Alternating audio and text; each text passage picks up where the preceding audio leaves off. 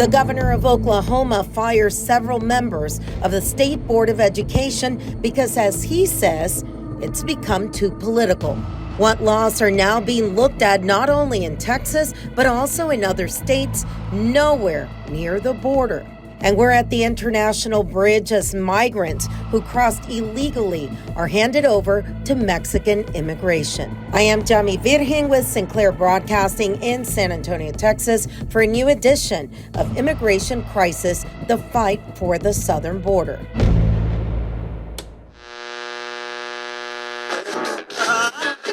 And now we're joined by my colleague, Jordan Elder, who has also been covering the border extensively for the last couple of years. And Jordan, there's a lot of legislative changes that are coming up in Texas, and we only meet every other year. So when we do something, it just comes like a wave. So what new laws are being proposed right now in Austin?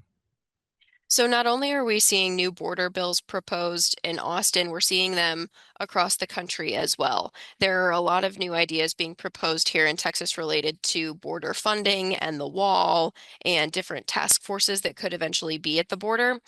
But some of the bigger headlines right now are bills that are coming about in legislatures that are nowhere near the border, like Missouri and Iowa and Kentucky, for example, but they're taking cues from Texas. So if you'll remember in 2023, Texas passed Senate Bill 4. It was a very controversial bill. It would allow law enforcement to arrest people who were in the country illegally and return them to the border. It's been held up in court pretty much since it went into effect. But a big trend that we're seeing around the country now is other states introducing something similar and wanting to authorize their law enforcement to do the same thing. So that's one of the big trends that we're seeing across the nation. What's the sentiment here in Austin with some of the new bills? And I mean, we're seeing the budget. You had a breakdown, I want to say a couple of days ago. I saw an email you sent out with a breakdown of how much money we're spending when we're talking about border security. Well, one of the things when President Trump was elected is there were Texas leaders that said, okay, maybe we can scale back how much money we're spending on the border because the federal government is going to be there now and they're going to put more resources toward it. But we haven't seen that scale back quite yet. I believe there's another pretty big proposal for this biennium, the next 2 years, that's in the billions, but experts that I spoke to, the way that they're seeing it is we can't stop our work on the border. We might be able to reallocate some of those resources, but they are of the mentality that we are only going to have Trump in office for 4 years and nobody knows what's next. So the mentality of Texas continuing to do this is we need to solidify what we expect of the border for whoever is president. And that's why the state needs to take these actions. And this gets caught up in controversy a lot because immigration is technically supposed to be a federal issue. The federal government is supposed to handle it. So having Texas go to these measures to pass border bills and regulate the border is something that kind of toes the line. And we've seen a lot of back and forth about some of the things Texas has done because of that. I saw one of the items, I think it was $39 billion. And in some places, it makes sense. When you go to Del Rio and you speak to a Sheriff Joe Frank, who says all he wants them to do is to finish the border wall in the area where you just walk and you can just walk in and out, because it diverts any huge groups that come in from Del Rio proper, from the city to areas on the outside where Border Patrol can get people. So for someone that's a Democrat, a sheriff on the border to say, this is all I want done, I mean, do you think it's going to gain any momentum from the people you've spoken to? Do you think there's going to be enough momentum for them to be able to finish that work? Because in reality, yeah, Trump has 4 years, but we have, House elections coming up in 2 years. So do you think they'll be able to get done what they want to do? I think the border is a big enough issue right now nationwide that they might. I don't know if all of these different measures that they're proposing will pass, but I think a good number of them will just because the election showed that's what people want to see and that it's a concern. And what we're seeing not only in Texas is states that are nowhere near the border at all are introducing these measures that are aimed at illegal immigration and migrants. One that stood out to me because I grew up in Missouri, there is a bill in Missouri that would create the Missouri Illegal Alien Certified Bounty Hunter Program, which would certify people to be bounty hunters, and you would get a $1,000 payout for reporting someone who was in the country illegally. That's a real bill that was proposed in Missouri. It was also proposed in Mississippi, but it's already been shot down there. Tennessee, they have a bill that's moving through right now where the state would send a bill to parents who enroll an undocumented child in a public school. And the acronym for that bill is the Trump Act, the Tennessee Reduction of Unlawful Migrant Placement. So a lot of those bills, for example, are more about the headlines. They're not necessarily going to pass. It's going to take a lot to get both houses on board with that, but it's about the statement that it's sending that immigration matters to people. And even in states that aren't border states, it's something that their residents want to see. So there's still a lot of question about like, is this a statement or is this a solution? But we're seeing a lot more of this. Yeah, I know Oklahoma, the governor just fired the head of the education department. I forget what the exact title is, but he just got fired because he had similar bills. And the question is, and I've traveled with this following immigration. When you go to Europe and you look at some of the cases, like in Germany, where they had all the Syrians that came in and they accepted them, they stopped the flow, but they understood that the people that were there had to be treated in a humane way. And when you're talking about children, what are they going to do if they are not at school? They're going to be kept in a house because everybody's scared. And I think that's the question that people have to ask themselves in all reality. Do we really expect that we are going to get every single person out of this country?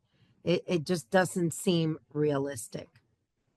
And I states are asking themselves that too. The headline bills probably aren't going to pass, but we're seeing a lot of states take ICE into their own hands as well and say, okay, we are either going to require our law enforcement agencies to cooperate with ICE and assist them, or the other end of the spectrum, you have states like I believe Oregon, potentially California, saying we are going to specifically not require our law enforcement to work with ICE, and they're doing more legislation to solidify sanctuary cities. So we're seeing it on both ends of the spectrum here, but something that typically would be a federal level thing, states are looking at it and saying, okay, what can we do to further what we want to see with this?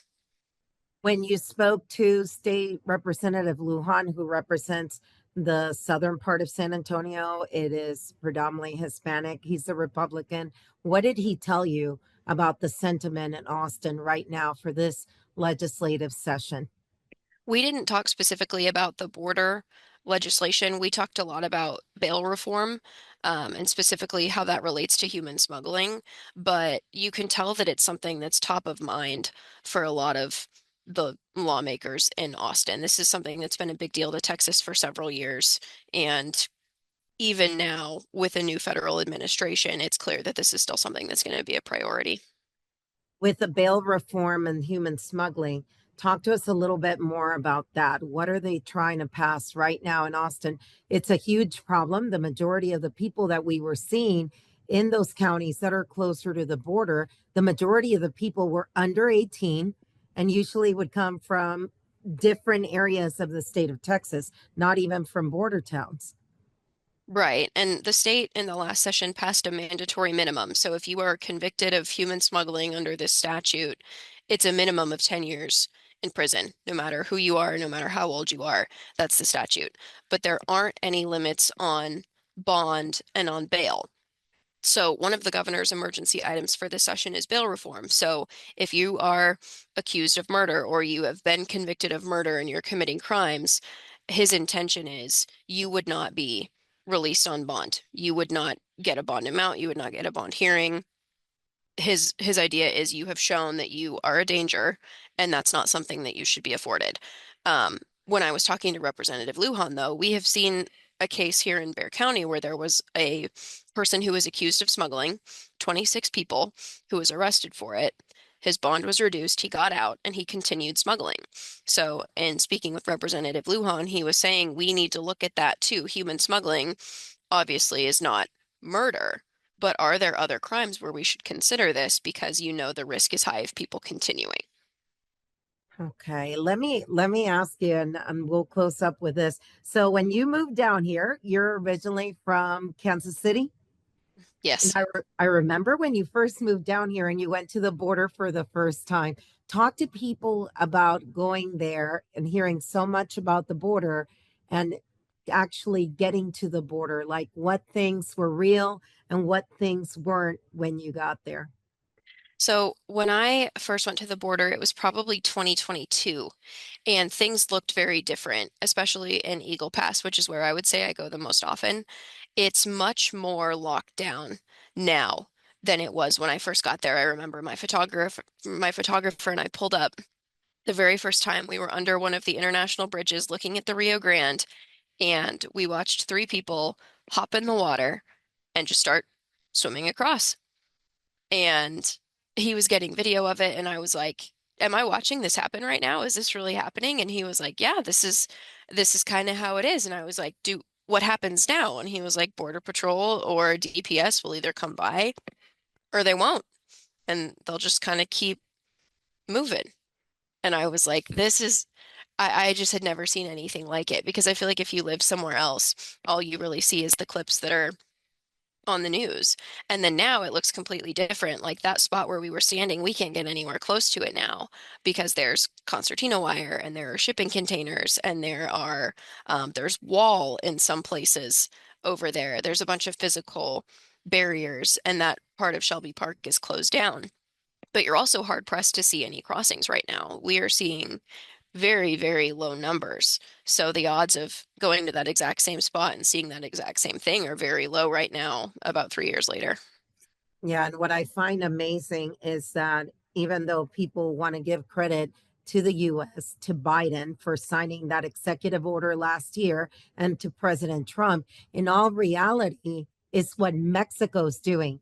They're not going to get to the border if they're stopping them before the border. And with 15,000 extra soldiers, that would appear to be what truly is going on. So when we talk about things that you have followed, like the buoys, do they really seem like they're necessary and doing their job at the cost of more than $1 million? What do you think's going to happen to them? I think, well, every problem kind of requires a multi-layer approach. And I think the idea with the buoys in particular is that it would be part of that layered approach.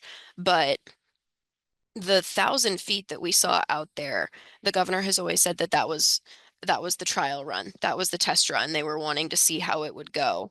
Um, when we have been out there, because it's only 1,000 feet, you can get around them. And because they've kind of built up sediment, the river is super shallow. So it's not difficult to walk around them or keep going. They're double now, so there's about 2,000 feet as of last month. So I haven't gotten to see them in person since they installed the new set down by the river. But in my mind, that's something that we know Border Patrol was considering as um, a solution in Trump's first presidency. So could it be something this time around that we see expanded? And it's not just 2,000 feet of buoys in Eagle Pass, Texas, but is that something that they use near San Diego and in other places? And we don't know the answer to that yet, but it's one of the solutions that they've been looking at in the several that they're considering. Yeah, it's interesting. Every time we go down, there's something new. Well, thank you so much, Jordan, for joining us on the podcast. And you can watch, you also have a border watch, right? You want to tell them when it comes on and where? Yes, every week we do a Texas Border Watch episode, which is just a quick rundown of everything new that's happened at the border that week. We'll look at some of the new topics and keep you updated on what's happening and how it relates to Texas. All right. Thank you so much, Jordan Elder. And now we go to Tulsa, Oklahoma, with our colleague and friend Brenna Rose, who broke the story of the firing of the majority of the members of the Oklahoma State Board of Education over immigration.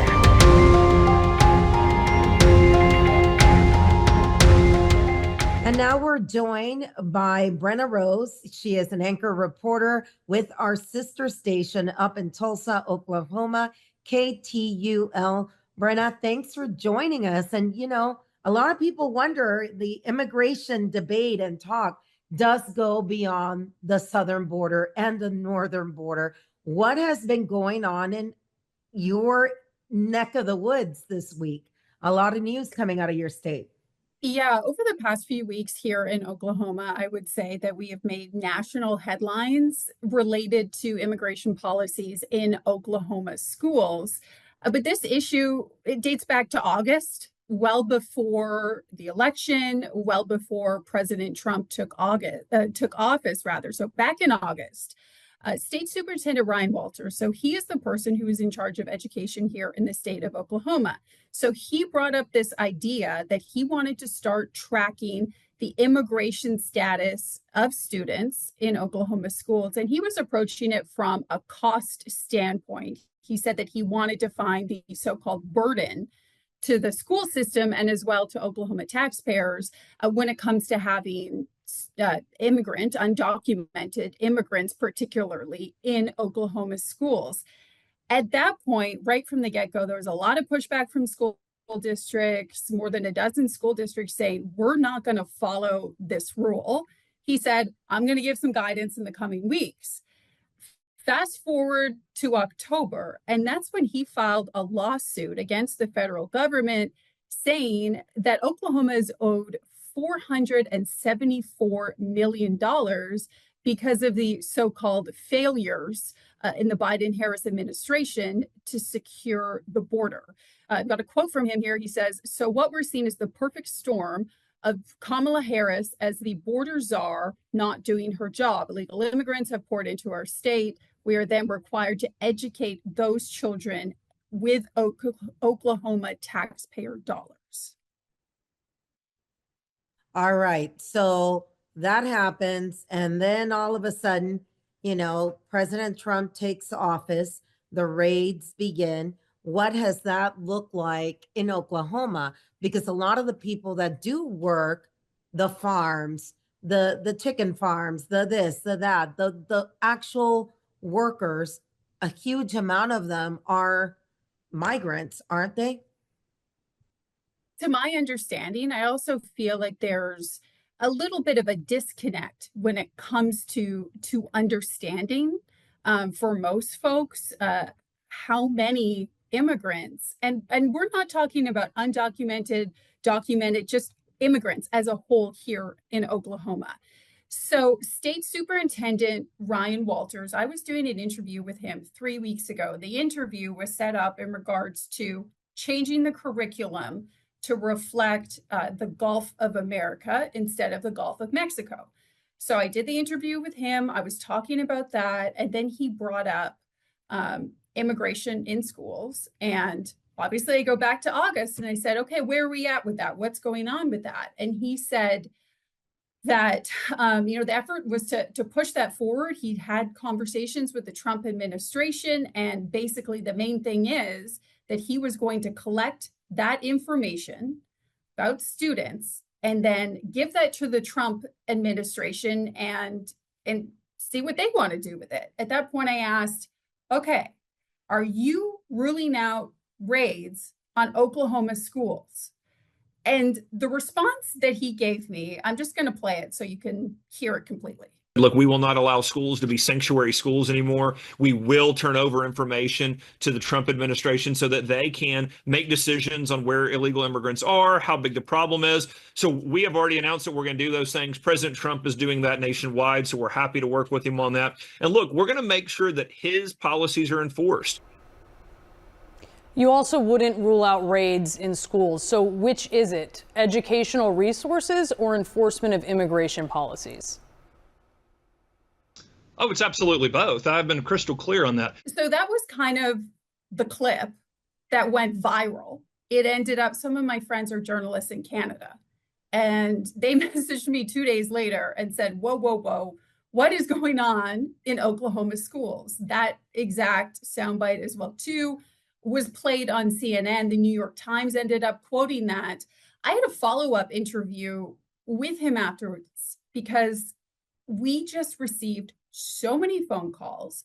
So my social media was going crazy. I had a woman stop me in the grocery store and say she voted for President Trump, but she did not think that there would be ICE raids in her daughter's school and that they would be checking the immigration status of her classmates. So I feel like we suddenly had two different issues going on here. One was the immigration status, checking that of students and what they were going to use that information for. And then the other was this ICE raid situation, which I asked Ryan Walters in that follow-up interview if he actually had conversations with the Trump administration about that. And he said he had, but would not provide any details. I know you told me last week that you're not against the potential for ICE raids in Oklahoma schools. And I just want to clarify, have you had any conversations with the Trump administration about either checking immigration status of Oklahoma students and the potential for raids? We've had private conversations with the Trump administration on how they're going to carry out some of their policies, and I'm going to keep that between us till they want to make any announcements. But what we've clearly indicated to them is we're going to get you the information you need, and we're going to work with any kind of law enforcement that you see necessary. And I want to remind your audience, ICE officials are professionals. They take their job very seriously. They carry it out in a very professional manner. And so I've seen a lot of scare tactics from the left on this, of worst case scenario, of just acting like the sky is falling. But here's the reality. They are professionals there to carry out a job. They are in law enforcement. We will work with them. As a matter of fact, it's a felony not to work with them. So, of course, I will work with them. Our schools will work with them. We will continue to make sure that President Trump has the support he needs. Can you give any more insight into how that would work? Would these be plainclothes officers? No, I can't. That's going to be up to President Trump and his administration. So we're still trying to figure out who said what this information is being used for. And then fast forward 2 weeks, and obviously the governor made a huge announcement. That's what we're focused on. I think that's what President Trump's focused on. And unfortunately, we've got people that are really trying to attack 6-year-old, 7-year-old, 8-year-old kids. And I'm not going to let that happen. No, I haven't made anything off limits. The first step is to make sure that we have a fresh set of eyes. And again, having these folks, having really good Oklahomans on these different boards and commissions is really the first step that the governor can do. We've got a weird system in Oklahoma that you look to your governor and say, hey, governor, go fix education. But then there's a separately elected superintendent of education. And so, but the bottom line is when you think about the outcomes and you think about where our kids are compared to other states, we're not doing as well as we should. And so we have to get that fixed. And we've got to make sure that kids are learning in the classrooms. And that's the big overall picture here that I'm trying to make sure that we get fresh set of eyes on that school board. And that was the news that was heard all over the place, that the governor was going to end up firing half of the state board. So why did he end up firing half of them? And also the original person who started this whole thing about the raids. Yeah, so a lot of people were waiting for someone to take action. Mothers were coming up to me in my Pilates class saying someone needs to do something. So this was obviously a long time coming that some sort of action was being taken. The Oklahoma Board of Education voted to approve this rule regarding immigration status of students. So they voted to approve it. It still had to go to the legislature and then to the governor in order for it to become law.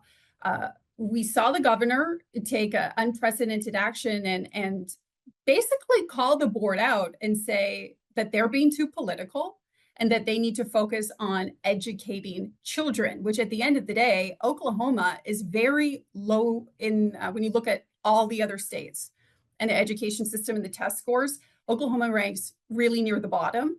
He also called out Ryan Walters for treating children essentially as political pawns. Now, Governor Kevin Stitt, he's hardline. He's got very strong feelings when it comes to immigration. He does not support illegal immigration. He wants to get illegal immigrants, his words, out of the state. He says going and targeting children is not the right way to do that. Amazing. So we're not talking about someone that would be a raging liberal, as some people would call this. You're talking about someone that has run for office, is the governor of the state of Oklahoma, who has said he is not in support of any sort of illegal immigration, but he said stop, and he pumped the brakes and he stopped it. What has been the reaction of the people of Oklahoma? I think people are incredibly happy that he feels that way. There was a lot of fear from parents of migrant children and regular American Oklahoman parents. Like this is an issue that really impacted and enraged a lot of folks. And we're still trying to figure out the impact on how many students have potentially unenrolled from schools. One of my colleagues, Tanya Motorzitsky, she did an interview with a member of the Tulsa Public School Board.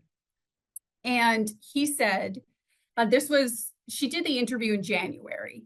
And since the winter break, they had roughly 100 Hispanic students unenroll. The officials with the school district won't confirm that on the record, but that's he's a member open of the records. board. Why wouldn't they confirm it?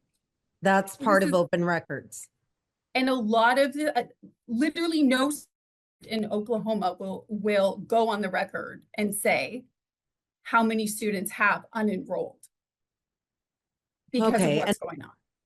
Is the feeling in Oklahoma, I mean, that the laws need to be carried out, we're all clear, that there's some people that have gotten into the country illegally that we need to worry about. We're clear on that.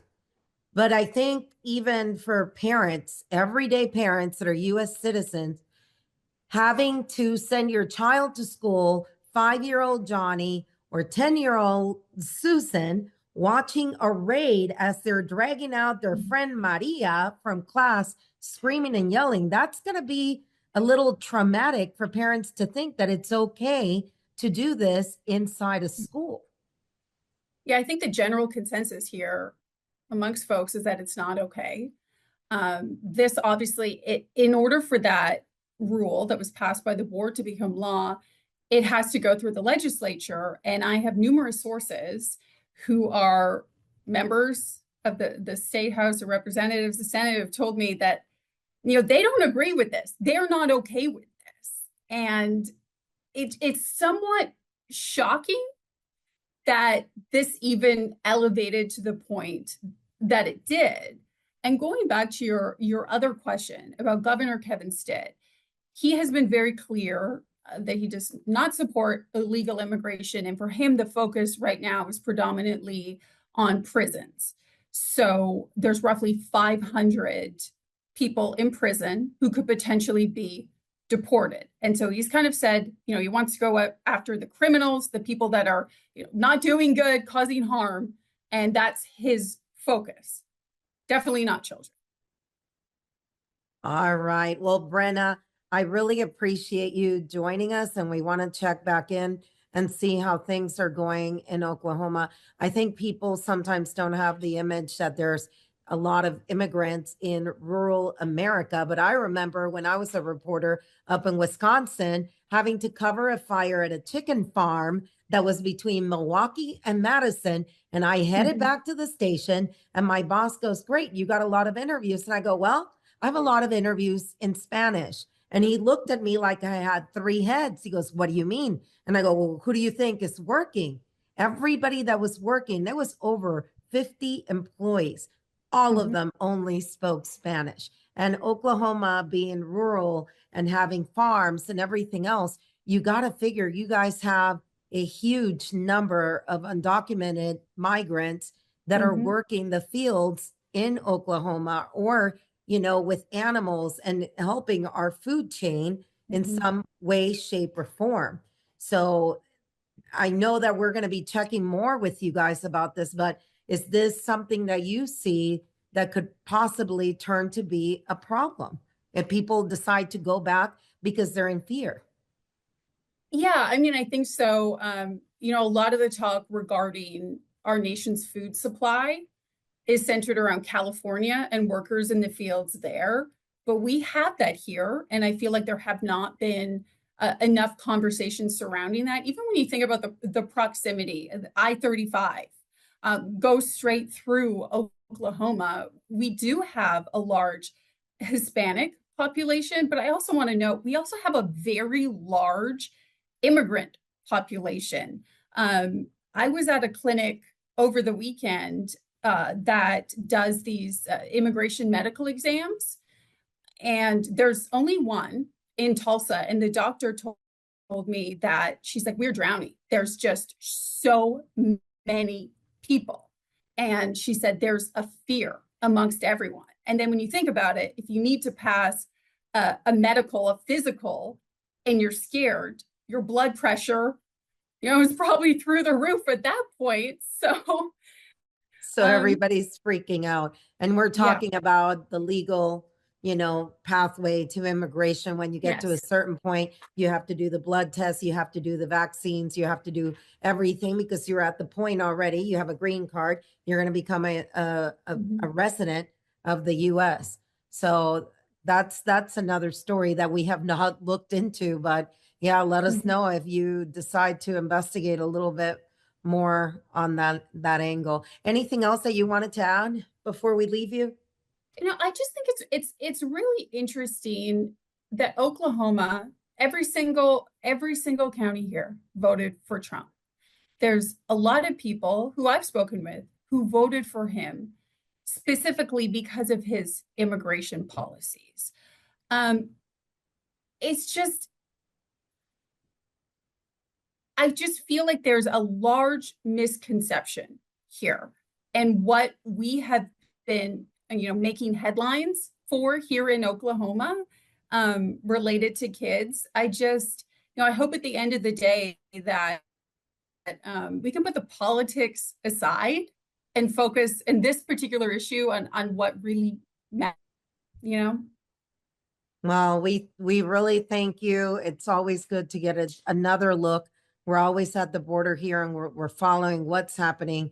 This was ground zero, but things are changing. And of course, with that, especially the things that President Trump ran his campaign on. And a lot of people, I think there is a disconnect and a disbelief at some of the things that he's doing, but he was very straightforward about what he was going to do. And I think there's going to be a lot more coming. The things that keep me up at night are mostly the number of people that are not caught. In Panama last month, 36 Iranians were caught coming in illegally through Panama, and they were stopped there.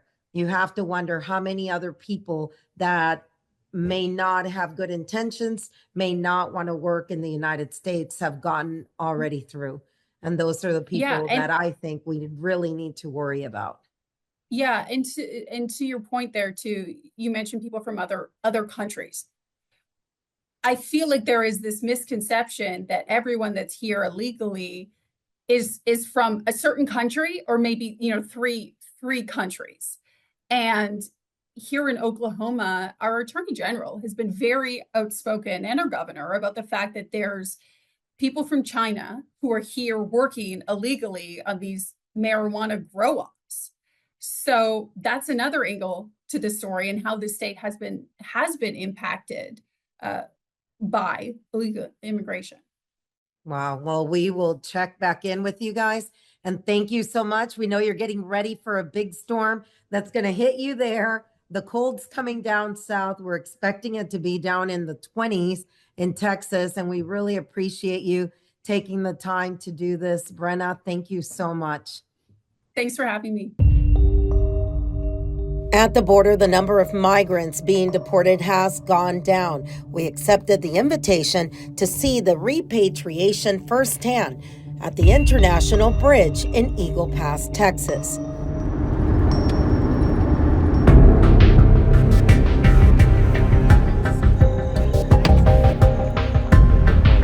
We have seen how migrants cross into the U.S. illegally through the Rio Grande.